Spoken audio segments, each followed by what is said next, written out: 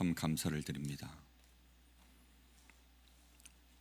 이 고난 주간을 저희들이 통과하면서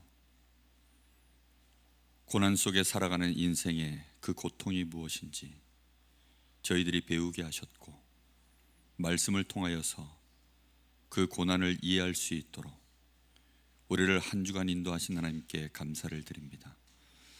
주께서 우리에게 주신 고난을 받으라 하시는 이 말씀이 이미 우리 주님께서 그 고난 속에 들어있는 모든 저주 재앙을 끝내셨기에 이제 우리를 성장시키시고 그리스도인답게 하나님의 영광의 그 자리에 빛으로 드러날 수 있는 그 축복의 자리에 우리를 세우시려고 우리에게 환난을 허락하시고 그 안에서 인내하며 연단을 통하여 소망을 발할 수 있는 자들로 우리를 축복하신 것 감사를 드립니다. 오늘 밤에도 우리 주님이 우리를 위하여 어찌 고난을 당하셨는지 한 번 더 우리의 마음에 새길 수 있도록 말씀으로 은혜를 부으시고 주의 성령께서 깨닫게 하여 주옵소서. 예수님의 이름으로 기도하옵나이다. 아멘. 이사야서 53장 1절부터 9절까지 보겠습니다.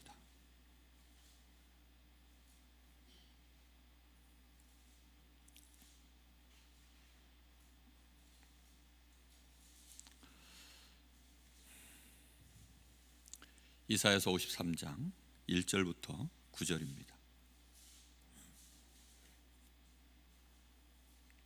제가 봉독하겠습니다. 우리가 전한 것을 누가 믿었느냐? 여호와의 팔이 누구에게 나타났느냐? 그는 주 앞에서 자라나기를 연한 순 같고 마른 땅에서 나온 뿌리 같아서 고운 모양도 없고 풍채도 없은즉 우리가 보기에 흠모할 만한 아름다운 것이 없도다. 그는 멸시를 받아 사람들에게 버림을 받았으며 간고를 많이 겪었으며 질고를 아는 자라. 마치 사람들이 그에게서 얼굴을 가리는 것 같이 멸시를 당하였고 우리도 그를 귀히 여기지 아니하였도다. 그는 실로 우리의 질고를 지고 우리의 슬픔을 당하였거늘 우리는 생각하기를 그는 징벌을 받아 하나님께 맞으며 고난을 당한다 하였노라. 그가 찔림은 우리의 허물 때문이요 그가 상함은 우리의 죄악 때문이라. 그가 징계를 받음으로 우리는 평화를 누리고 그가 채찍에 맞음으로 우리는 나음을 받았도다. 우리는 다 양 같아서 그릇 행하여 각기 제 길로 갔거늘 여호와께서는 우리 모두의 죄악을 그에게 담당시키셨도다. 그가 곤욕을 당하여 괴로울 때에도 그의 입을 열지 아니하였으며 마치 도수장으로 끌려가는 어린 양과 털 깎는 자 앞에 잠잠한 양같이 그의 입을 열지 아니하였도다.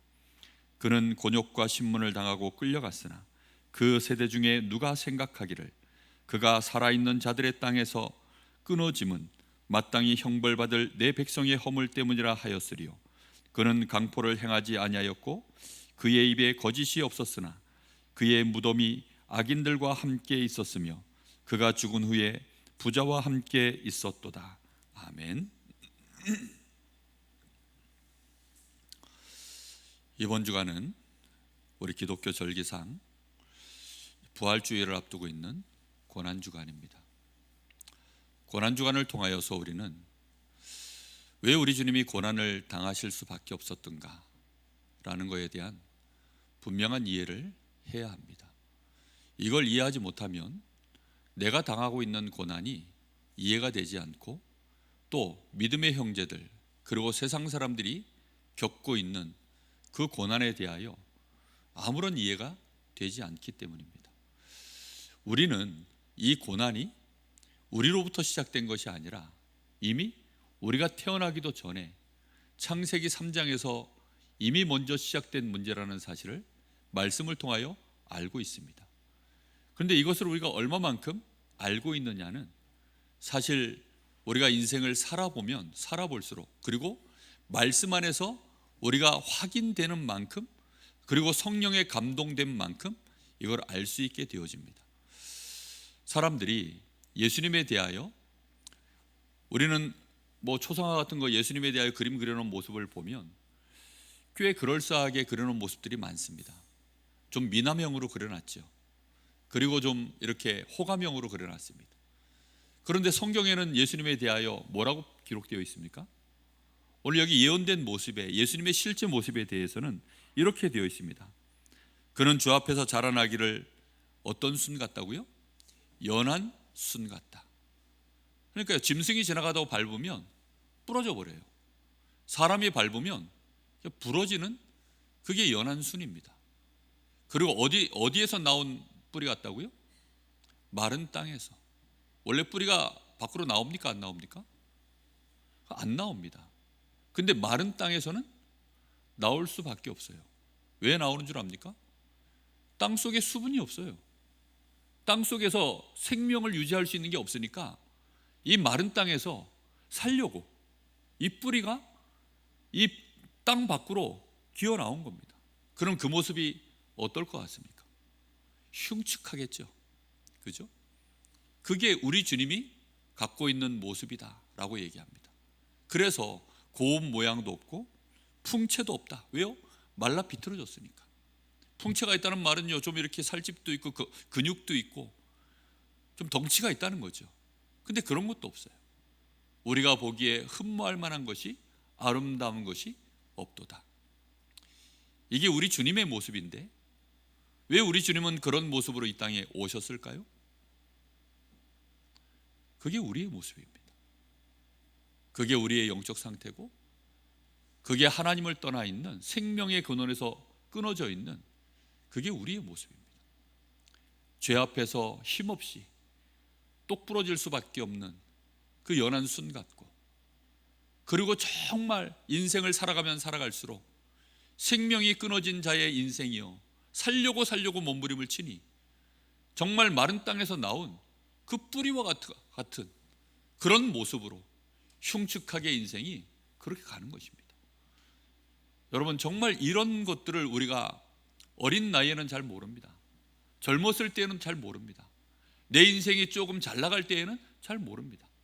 그런데 우리가 하나님의 은혜를 받고 이 복음을 알아서 우리가 말씀 안에 있다 보면, 그리고 우리 인생의 연단을 실제로 고난 속에서 받아보면 이제 이게 무슨 말인지를 알게 되어집니다. 자, 그런데 주님께서 그런데 그 정도가 아니라 이제 뭐라고 얘기합니까? 3절에 그는 멸시를 받아 사람들에게 버림을 받았다. 우리 주님이 멸시를 받은 이유는 멸시받을 수밖에 없는 모양이었기 때문입니다. 무슨 말인지 이해되십니까? 억울하게 멸시를 받은 게 아니에요. 멸시를 받을 수밖에 없는 모양이었기 때문에 연한 순 같고 마른 땅에서 나온 뿌리 같고 뭐 아름다운 것이 그에게 아무것도 없다는 거죠. 흠모할 만한 것이 없다. 그러니 사람들에게 멸시를 받아서 정말로 버림을 받은 것입니다. 이거 버려야 될 인간이구나, 이거 버려야 될 쓰레기구나, 이제 그런 취급을 받은 것이죠. 그래서 우리 주님은 버림을 받았습니다. 간고를 많이 겪었고 질고를 아는 자라, 마치 사람들이 그에게서 얼굴을 가리는 것 같이 멸시를 당하였고, 이건요 가장 큰 멸시를 당하는 것입니다. 아니, 내 얼굴을 쳐다볼 수가 없는 거예요. 예수님을 보고 있는데 너무 더럽고 흉측해가지고 이러는 거죠. 어떤 사람들은 피를 보면 그 피 비린내에 토하는 사람들이 있습니다. 아니, 가끔 가다가 보면 밤에 사람들이 전봇대 밑에 미처 그냥 어디 뭐 깨끗한 데서 못하고 오버히트를 해놓은 사람들, 그 아침에 그 토솔물들 아침에 지나가다 어쩌다 보면요, 우리 어떻게 합니까? 정말 못 볼 꼴을 봐가지고 고개를 확 돌리잖아요. 혹시 그 냄새라도 내 코에 들어올까봐 막 숨도 참고, 우리는 그래야 하지 않습니까? 지금 이게 그 말이거든요. 우리 주님을 향하여 사람들이요 그렇게 예수님을 향하여 얼굴을 가리웠다. 그리고 그런 멸시를 당하고 우리도 그를 귀히 여기지 아니하였도다. 심지어 누구도 그렇게 했다고요? 우리도 그렇게 했다. 이 백성들, 하나님의 자녀로 부름을 받은, 하나님의 백성으로 부름 받은 그들조차도 그리했다. 그렇습니다. 우리는 이 속에서 정말 우리 자신의 인생을 많이 생각해 보셔야 됩니다. 우리가 당하는 이 고난 속에서 우리는 그것을 감당할 힘이 우리에게 있습니까? 없습니까? 없습니다. 아무도 우리를 받아줄 수 없어요. 결국은 우리의 실체를 알면 사람들은 우리를 향하여 어찌할까요? 그 토설물을 쳐다보듯 외면하고 고개를 돌리고 그 본심 속에는 뭘 하는 거죠? 멸시를 하는 겁니다. 그게 원래 우리의 모습이에요. 우리 주님이 그런 모습으로 오실 수밖에 없었던 이유는 너희가 그렇다라는 것을 보여주시는 것입니다. 여러분 정말 아멘이십니까? 아무리 생각해도 아멘입니다. 아니라고 생각하는 사람들도 있겠죠. 그러나 우리는 아멘입니다. 그래서 우리 주님께서는 결국 어떤 일을 당합니까? 4절입니다. 그는 실로 우리의 질고를 지고 우리의 슬픔을 당하였거늘 우리는 생각하기를 그는 징벌을 받아 하나님께 맞으며 고난을 당한다 하였노라. 그가 찔림은 우리의 허물 때문이요 그가 상함은 우리의 죄악 때문이라. 그가 징계를 받음으로 우리는 평화를 누리고 그가 채찍에 맞음으로 우리는 나음을 받았도다. 우리는 다 양 같아서 그릇 행하여 각기 제 길로 갔거늘 여호와께서는 우리 모두의 죄악을 그에게 담당시키셨도다. 하나님이 그리 하셨는데 사람들은 뭐라고 생각합니까? 9절 말씀에 그는 곤욕과 신문을 당하고 끌려갔으나 그 세대 중에 누가 생각하기를 그가 살아있는 자들의 땅에서 끊어짐은 마땅히 형벌받을 내 백성의 허물 때문이라 하였으리요. 우리 때문이다. 내 백성들, 하나님이 사랑하시는 그 백성들을 위하여 그렇게 하나님이 그리스도 예수를 징계를 받고 간고를 겪고 그 고난과 고통을 받도록 만드셨다라고 생각하는 사람이 그 시대에 없었다라고 말합니다. 지금도 많은 사람들은 그렇게 얘기합니다.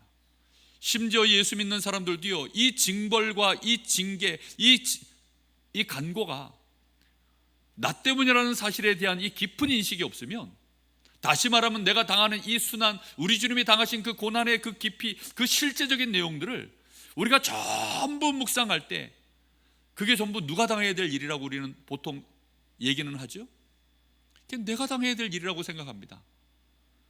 그만큼 우리가 당해야 되는 형벌은 끔찍합니다. 어느 정도 그 고통을, 그 형벌을 당할 때 우리가요 이겨내려고 하면 맨정신으로 될까요? 안 될까요? 안 됩니다. 그죠? 너무 고통을 당하면 기절을 합니다. 그런데 보통은 기절을 못하게 하려고 십자가형이요, 참 그래서 무서운 형벌입니다. 그 기절이 웬만해서는요 안 되는 그 끔찍한 뭐랍니까? 그 기절하기 그 전에 그 라인을 간당간당하게 안 넘어가게 사람의 의식이 살아있는 상태로 죽는 그 순간까지 고난을 당하도록 만드는 게요, 그게 십자가 형벌입니다. 그러니까 얼마나 어려운 형벌입니까? 그러니 로마 병사가 마태복음 20장에 26장입니까?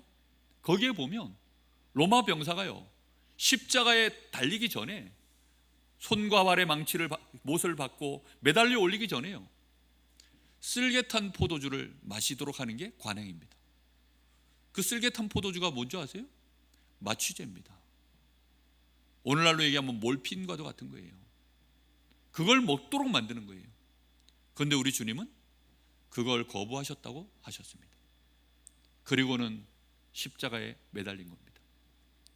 그리고 엘리 엘리 라마 사박다니, 나의 하나님 나의 하나님 어찌하여 나를 버리셨나이까.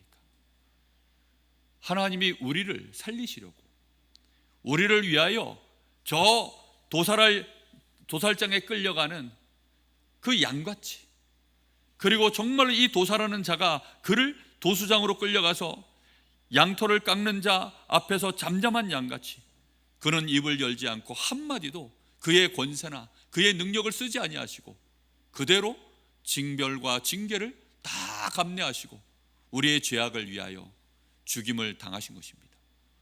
여러분, 이 고통은 쓸개즙을 먹어야 돼요. 그걸 먹어야만 참아낼 수 있는 고통입니다. 제가 지난 수요일 날 담배에 대한 얘기를, 목사가 담배 피는 거에 대해서 여러분 어떻게 생각합니까? 이 얘기를 했더니 그걸 가지고요, 참 저는 깜짝 놀랐습니다. 너무 안타까웠고, 우리는요 그 정도가 아닙니다. 사실은 쓸개즙을 먹어야 되는 사람. 사람들이 왜 술, 담배를 할까요? 사람들이 왜 향락에 빠질까요? 왜 사람들이 돈에 미칠까요? 왜 사람들이 성공하려고 미칠까요? 그런 이유가요, 인생에 살아가는데 그 고통을요 어떻게 하면 조금이라도 면해볼까, 쓸개즙과 같은 그걸 최종적으로 우리는 그걸 먹어야 되는 게 우리의 모습입니다. 그거 없이는 못 감당해요. 십자가형이라는 것이요 그런 것입니다. 예수님이 태장을 맞을 때 40대를 맞았습니다. 그 채찍으로 때리는데 40대를 때려요. 왜 40대 때리는 줄 압니까? 거기에는 짐승의 뼈나 쇠 갈고리 같은 게 끝에 달려 있어서 40대를 때립니다. 40대 때리는 이유가 뭔지 아세요? 왜 꼭 40대일까요? 40대를 넘어가면 사람이 죽어요. 40대를 더 넘겨서 맞으면 사람이 죽기 때문에 딱 40에 한한 가만 매. 바울도 그걸 3번이나 맞았다고 하죠. 39대를 때리는 겁니다. 그러면 사람이요 그냥 죽기 직전인 거예요. 그렇게 패놓고 예수님을 그 40대를 한 군데만 때렸을까요?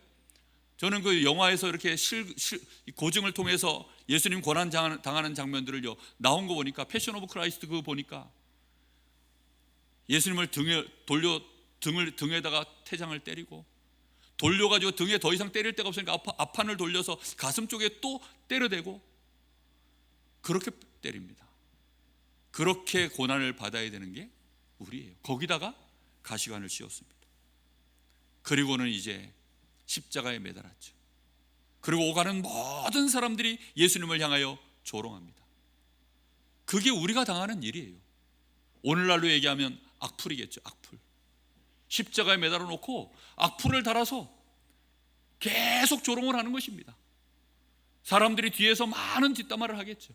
수없이 많은 일들을 합니다. 그래 놓고 자기들은 아닌 것처럼, 어리석은 거죠. 너무 몰라서. 우리는 정말 그보다도 더한, 우리는요 우리의 인생을 살아가면서요 내가 오늘을 살아남으려고, 나의 삶을 어찌하든지 연명해 가려고, 내가 그 인생을 살아가기 위하여 그 몸부림치는 하루하루의 그 삶들을요 철없을 땐 모릅니다. 정말 사람들이요 인생이 뭔지를 모르면, 인생의 질고를 몇 번만 제대로 겪고 나면 그거 알거든요. 정말 그렇거든요. 저는 암 환자가 그 고통을 이기지 못해서 마지막에 결국은 의사가 그 마약, 그 몰핀이죠, 그 주사를 이렇게 주는 걸 봤습니다. 얼마나 고통스러운지. 아니 누워서 있지를 못해요. 그러니까 잠을 못 자는 거죠. 누우면 온몸이 아프니까 그냥 앉아 있어요. 그 앉아 있는데도 어딘가에 기대서 앉아 있으면 그 기댄 자리가 아프니까 그대로 앉아 있는 것입니다. 근데 그 약을 먹는데도요 고통이 감해져야 되는데 고통이 감해지질 않아요. 그게 죽음을 앞에 둔 우리 인생의 고난입니다. 그런 고난 앞에서 여러분, 우리가 하나님의 은혜로 부름을 받아 구원받은 거 아닙니까? 우리는요, 저는 제가 담배를 피지 않는다는 것에 대하여 자랑스럽게 생각한 적이 한 번도 없어요. 저는 담배를 피지 않는 상태에서 구원을 받았고 목사가 된 겁니다. 그러다 보니까 담배라는 것이 저에게 더 이상 유혹거리도 아니고 제 인생에요 들어올 이유가 별로 없었어요. 그러나 담배를 피다가 부름받은 사람은 물론 끊으면 좋죠. 그런데 그게 해결되지 않은 채 우리 주님이 주신 그 은혜를 그 성령의 감동으로 다 깨끗하게 가면 좋은데, 실상 우리는 연약한 육신을 가지고 있잖아요. 그렇지 않습니까? 저는 이런 거 모를 때요 정말 사람들 쉽게 정죄했습니다. 아니 어떻게 교회 성도가 그럴 수 있냐, 어떻게 정말 그런 일들을 우리가 할 수가 있겠냐. 저는 너무너무 쉽게 그런 말들을 했었습니다. 우리는 마음에 아셔야 됩니다. 정말 우리가 그리스도 안에서 하나님의 자녀로 우리 인생을 살아간다는 것은요 특별한 은혜 안에서 내가 세움을 받은 것입니다. 우리의 생애가 여러분 정말 주 안에서 우리는 한 걸음 한 걸음을 특별한 은혜를 받고 그 모든 저주 재앙이 우리에게 문제가 되지 아니하도록 그렇게 하나님이 우리 인생을 끌고 가시는 거 아니겠습니까? 정말 여러분, 우리 주님이 우리를 위하여 당하신 이 고난, 그 고난 앞에서 우리는 주께서 우리에게 이제는 그 쓸개탄 그런 포도주를 우리가 먹지 않아도 되도록, 우리가 그런 것으로 우리 인생을 연명해 나가지 않아도 되도록 하나님이 우리에게 완전한 구원의 은혜를 부어주시고, 그리고 우리를 위하여 약속하신 것이 있습니다. 그게 무엇입니까? 성령을 받으라. 하나님의 성령을 받으라는 것입니다. 성령의 감동을 받으라. 성령의 충만함을 받으라. 그래서 성령의 그 힘을 힘입어서 너희가 이겨내라는 것입니다. 그렇습니다. 그러나 혹시 이겨내지 못하면 어찌할까요? 그래서 우리 주님께서요, 우리를 일단 모든 저주와 재앙에서 우리를 깨끗게 해놓으신 것입니다. 그리고 성령의 충만함을 받으라는 것입니다. 여러분, 정말 우리가 성령 충만 받는 것, 그것이 그래서 우리에게는요 모든 것입니다. 하나님이 우리에게 주시는 이 은혜를 여러분 아시겠습니까? 오늘 밤에도 우리가 그래서 이 자리에 나와 기도하는 이유는요, 그것 때문입니다. 우리가 하나님 앞에 나와서 구하는 것은요, 우리의 연약함을 우리 주님이 짊어지셨음을 우리는 알고, 그것으로 말미암아 나의 모든 죄악을 우리 주님이 끝내셨음을 알고, 우리는 더 이상 이런 나의 연약함 때문에 고통당하거나 괴로워하지 말고, 오히려 그러니 더욱더 뭐 하라는 거죠? 그리스도를 붙잡고 하나님께 감사하고, 나를 사랑하시는 그 하나님의 은혜 때문에 우리는 감격하고, 그리고 뭘 받으라는 것입니까? 성령의 충만함을 받으라는 것입니다. 여러분, 정말 우리는 성령 충만 받아야 됩니다.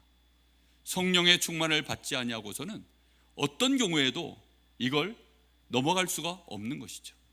그래서 우리는 기도하는 이 밤을 꼭 우리가 금요 예배로, 새벽 예배로, 또 우리가 혼자 있는 시간에 골방에서 아버지 앞에 나아가 기도하는 이유가 그런 것입니다. 우리 이 시간 다 같이 한번 합심해서 기도드리겠습니다. 하나님, 오늘 저희들이 정말 그리스도 안에서 우리가 받은 은혜가 무엇인지 알기를 원합니다. 정말 이 세대가 당하는 이 고통이 우리 주님께서 우리를 위하여서 이미 다 끝내놓으셨고, 우리에게 남아있는 문제들, 이 고통들, 우리가 이제는 정말로 더욱 하나님을 향하여 그리스도를 붙잡을 수밖에 없도록 우리에게 주시는 연단임을 우리가 알게 하여 주옵소서. 성령의 충만함을 더욱더 구하게 하여 주옵소서. 우리 연약한 믿음의 형제들을 우리가 정말로 마음에 품고 그를 위하여 우리 주님과 같은 마음으로, 정말로 안타까움으로 기도할 수 있도록 하나님 우리의 눈을 열어 주옵소서.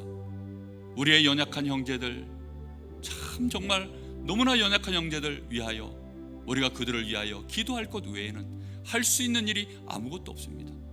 우리 이 시간 같이 기도합니다. 하나님, 나에게 은혜를 주시고 정말 우리 교회의 연약한 형제들, 또 정말 하나님 저 현장의 불신 영혼들, 저 영혼들을 하나님 불쌍히 여겨 주옵소서. 우리 간절한 마음으로 기도하겠습니다. 살아계신 하나님, 오늘 밤에 저희들이